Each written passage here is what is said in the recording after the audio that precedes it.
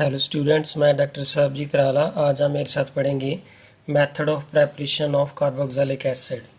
तो अगर हम डिफरेंट मेथड पढ़ते हैं तो सबसे पहला मेथड आ जाता है preparation of the carboxylic acid from the oxidation of primary alcohol. So oxidation of primary alcohol. So primary alcohol से हम जो है कार्बोक्सिलिक एसिड को प्रिपेयर कर सकते हैं। Let if we have here RCH2OH, तो हम क्या करते हैं, इसके अंदर K2Cr2O7, this is called potassium dichromate, and sulphuric acid डालते हैं। इसको हम बोलते हैं पार्शियल ऑक्सीडाइजिंग एजेंट। तो it will change this alcohol into this aldehyde. तो ये हमारे पास एल्डिहाइड बन जाता है, and then it again undergo the partial oxidation with the help of the potassium dichromate and sulfuric acid. So this aldehyde change into the acid. So this is the simplest method. By the oxidation of the primary alcohol, we can convert this primary alcohol into the acid. If we talk about this one, it like example, this is the CH3 and CH2 and OH. तो मैंने क्या किया, यहाँ पे K2Cr2O7 that is potassium dichromate और ये जो sulphuric acid है इसको डाला। तो ये पार्शियल ऑक्सीडाइजिंग एजेंट है, तो इसने इसको चेंज कर दिया एस्टेल्डिहाइड में, और एस्टेल्डिहाइड के अंदर फिर से दोबारा हमने पार्शियल ऑक्सीडेशन की। तो जो एस्टेल्डिहाइड है वो किस में चेंज हो जाता है, एसिटिक एसिड में। So by this way we can prepare the carboxylic acid from the oxidation of primary alcohol. Not only this, if we have the one more cases like that, if we have here this in the case of aromatic, if we have here CH2OH, इसको हम बोलते हैं benzyl alcohol. This is called here benzyl alcohol. अब इसकी भी हम जब oxidation करेंगे तो हम क्या करेंगे, इसके अंदर डालेंगे K2Cr2O7 and here is the sulfuric acid. This is the partial oxidizing agent. So therefore this जो है benzyl alcohol change into this benzaldehyde, और ये बेंजल्डिहाइड की फर्दर ऑक्सीडेशन करेंगे पोटेशियम डाइक्रोमेट के साथ एंड सल्फ्यूरिक एसिड के साथ, ये पार्शियल ऑक्सीडाइजिंग एजेंट बन जाता है। तो हमें क्या मिल जाता है, बेंजोइक एसिड. सो ये हमारी जो है different method of preparation of carboxylic acid है.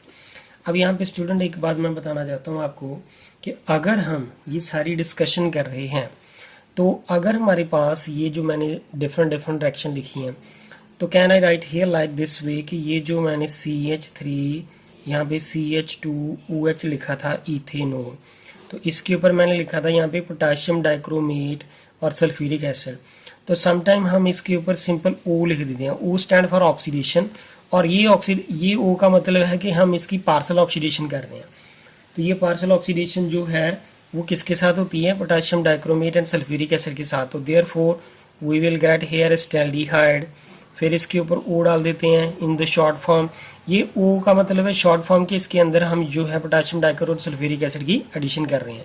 यहाँ पे भी ये इस O का मतलब है कि हम इसकी पार्शियल ऑक्सीडेशन कर रहे हैं. So therefore what we will get here, we will get here acetic acid. And now one of the more important case is that here कि अगर ये वाली जो हमारे पास पोटेशियम डाइक्रोमेट है इसको हम कहते हैं this is called partial oxidising agent. एक स्ट्रॉन्ग ऑक्सीडाइजिंग एजेंट भी है हमारे पास जो CH3 CH2OH है. ये वाला हमारा इथेनॉल को अगर हम KMnO4 डाल दें तो ये बड़ा स्ट्रॉन्ग ऑक्सीडाइजिंग एजेंट है. तो ये क्या करता है कि ये हमें डायरेक्टली एसिटिक एसिड में चेंज कर देता है. That means to say ethanol directly change into acetic acid when the strong oxidizing agent, this KMnO4, is added. That means to say the ethanol directly change into acetic acid, the reaction cannot be stopped at this is aldehyde. So therefore this is very strong oxidizing agent and the rate of reaction is so fast that कि ये जो इस reaction का rate इतना ज़्यादा fast होता है कि the reaction cannot be stopped when the acetaldehyde is formed. So therefore it undergo the further oxidation and change into the acetic acid. So there are the different oxidizing agent here. So this is all about of the. Similarly if we talk about this one कि अगर हमारे पास यहाँ पे है benzyl alcohol CH2OH, मैंने यहाँ पे बताया. अब मैंने ऊपर अब एक रिएक्शन लिखी थी जिसमें मैंने बताया था इसकी हम पार्शियल ऑक्सीडेशन कर सकते हैं। अगर हम इसके अंदर KMnO4 डाल दें, ये स्ट्रॉन्ग ऑक्सीडाइजिंग एजेंट है, तो ये पहले इसको बेंजल्डिहाइड में चेंज नहीं करेगा। बेंजल्डिहाइड में चेंज तो करेगा, लेकिन ये वहाँ पे ये प्रोडक्ट जो है अनस्टेबल होता है and further oxidise to the carboxylic acid, जिसके साथ ये बेंजोइक एसिड में कन्वर्ट हो जाता है। So this benzyl alcohol change into benzoic acid when we add the strong oxidizing agent as the KMnO4. The reaction is so fast that it cannot be stopped when the benzaldehyde is formed. So therefore benzaldehyde formed undergo the further oxidation because this is KMnO4 is the strong oxidizing agent and it change into the benzoic acid. So these are the various method of the preparation of the carboxylic acid from the oxidation of the primary alcohol. सो इसके बाद जो next method आ जाता है student, यहाँ पे देखें तो वो कौन सा है, oxidation of aldehyde and ketone. अगर हमारे पास दूसरा मेथड है जो उसको बोलते हैं हम oxidation of aldehyde and ketone. अगर हम कीटोन की और एल्डिहाइड की ऑक्सीडेशन कर देते हैं तो उस केस में क्या आ जाता है कि अगर हमारे पास यहाँ पे RCHO है, जिसे कहते हैं हम एल्डिहाइड, तो इसके ऊपर क्या हम डाल देते हैं टॉलन रीजेंट।